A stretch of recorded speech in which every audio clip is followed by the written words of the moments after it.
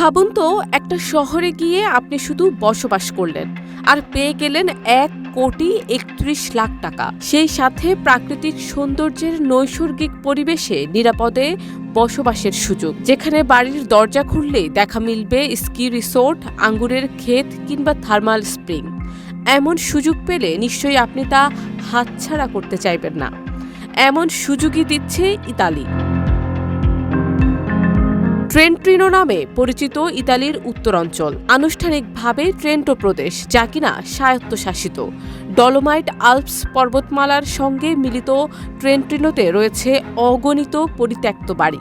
এসব বাড়িতে গিয়ে বসবাস শুরু করলেই পাওয়া যাবে 1,00,000 ইউরো। সিল্কোর সিল্ক অ্যান্ড শাইন, যাতে আছে আর্গান অয়েল ও ওট প্রোটিনের গুডনেস, যা আপনার চুলকে রাখে হেলদি অ্যান্ড শাইনিং। যা 1,31,00,000 টাকার সবার। তবে এই সুযোগ নিতে পারবেন বিদেশিরাও।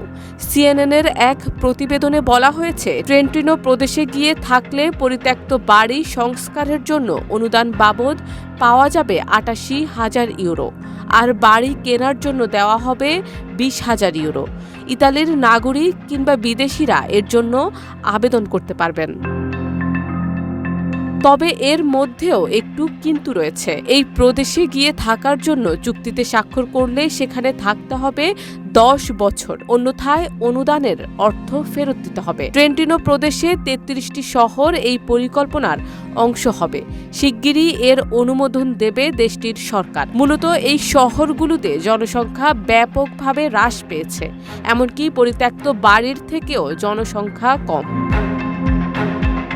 ইতালির গ্রাম্য এলাকাগুলোতে ক্রমাগত হারে কমছে জনসংখ্যা, তাই গ্রাম্য এলাকাগুলোতে জনসংখ্যা বাড়াতে বিভিন্ন কৌশল নিয়েছে ইতালির সরকার।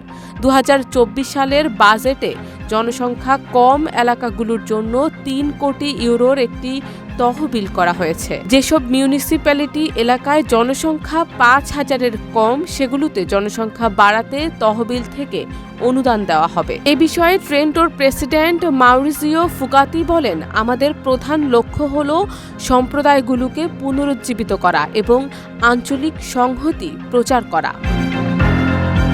শারমিন নিশু, ঢাকা পোস্ট।